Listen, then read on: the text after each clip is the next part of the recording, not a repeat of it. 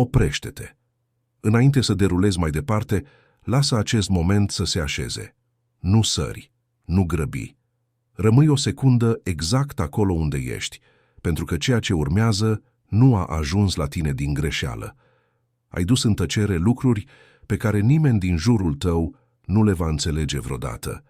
Lucruri pe care le-ai purtat în picioare, cu spatele drept, cu vocea calmă, când oricine altcineva s-ar fi prăbușit de mult. Știi cum este să fii cel puternic în cameră și totuși să simți că nu mai ai nimic de dat.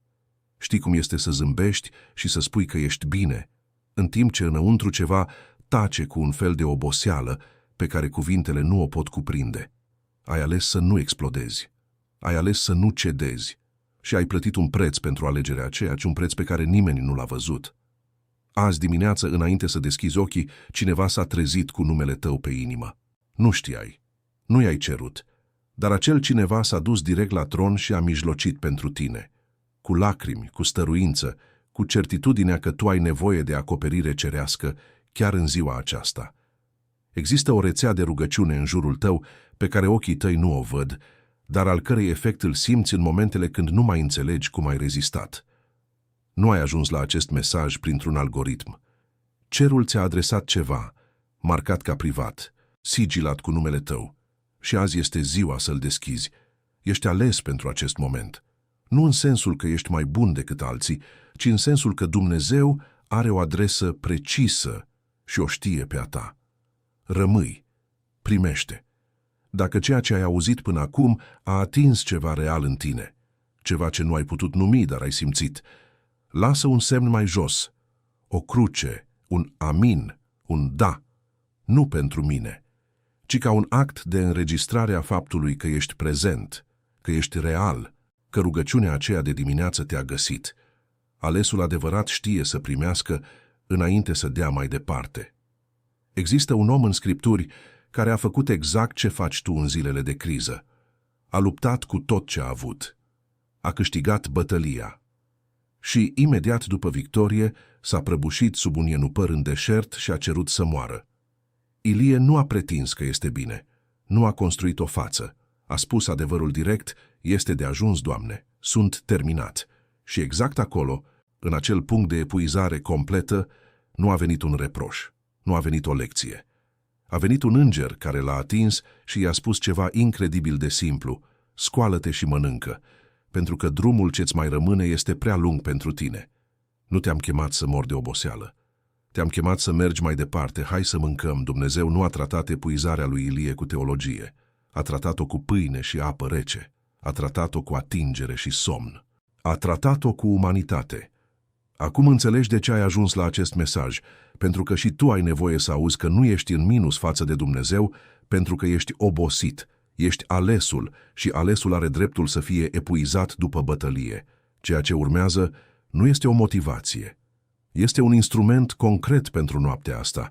Ilie credea că este complet singur, credea că el este singurul rămas. Și Dumnezeu i-a spus ceva pe care Ilie nu îl știa. Am păstrat 7.000 care nu și-au plecat genunchii înaintea lui Baal. 7.000. O armată invizibilă care exista în paralel cu bătălia lui, fără să comunice, fără să se coordoneze și totuși păstrată. Și în acea armată invizibilă erau oameni care se rugau, oameni care mijloceau, oameni care purtau o povară despre care Ilie habar nu avea. Tu nu știi câți oameni s-au rugat pentru tine fără să-ți spună. Nu știi câte rugăciuni purtate în tăcere au format un scut în jurul zilelor tale de criză. Nu știi câte îngeri au fost trimiși pe rute pe care tu nu le-ai văzut. Tăcerea din jurul luptei tale nu înseamnă că lupți singur. Înseamnă că bătălia ta este atât de reală, încât cerul a mobilizat resurse pe care ochii trupești nu le pot număra. Scrisoarea marcată ca privată nu este un text motivațional. Este o adresare directă din cer care îți spune: te-am văzut. Am văzut lunile în care ai ales să taci în loc să cedezi. Am văzut dimineața în care ai ales să te ridici în loc să rămâi jos. Am văzut rugăciunile pe care le-ai spus prin lacrimi, nesigur dacă cineva le aude. Le-am auzit pe toate. Tăcerea ta nu a fost ignoranță spirituală. A fost strategie. Dușmanul voia să reacționezi în afara caracterului tău. Voia explozia, cuvintele spuse în grabă, decizia luată din epuizare. Și tu nu i-ai dat satisfacția aceea. Ai ținut. Și în spatele acelui ținut era o armată care mijlocea pentru tine. Acum instrumentul, nu o listă lungă, nu un curs, un singur ritual de predare pe care îl faci în seara aceasta, înainte de somn. Pasul 1. Numești cu voce tare, nu un gând cu voce tare, un singur lucru pe care l-ai dus singur, nu o listă. Unul, cel mai greu, cel pe care nu l-ai spus nimănui sau l-ai spus și tot nu te-ai simțit auzit. Îl numești cu voce tare pentru că ceea ce rămâne în tăcere interioară continuă să circule ca o greutate fără adresă. Când îl numești, îi dai o adresă. Și adresa este tronul. Pasul 2. Citești cu voce tare Psalmul 37, versetele 5, 6 și 7.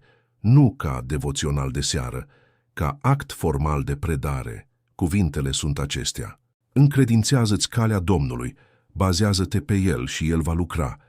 El va face să răsară dreptatea ta ca lumina și dreptul tău ca soarele la amiază. Odihnește-te în Domnul și nădăjduiește în El. Citește-le ca pe un contract semnat, ca pe o declarație legală în fața cerului, nu ca pe o poezie frumoasă. Pasul 3. Declari cu voce tare. Predau această cauză. Încred acest drum. Odihnește-te, suflete al meu. Spui aceasta odată, clar, cu intenție. Nu repetat ca o mantră. Odată, cu greutatea unui om care știe ce înseamnă un cuvânt dat. Acesta este ritualul de predare al alesului. Nu este magie, este aliniere. Este momentul în care tu ieși din rolul de purtător al tuturor greutăților și intri în rolul de om care a predat cauza și poate acum să se odihnească. Dar ascultă cu atenție ce urmează. Instrumentul pe care l-ai primit este real și funcționează. Dar un instrument nu înlocuiește un sistem. Poți preda seara și prelua din nou dimineața dacă nu ai claritate asupra modului în care cerul lucrează în realitatea ta zilnică.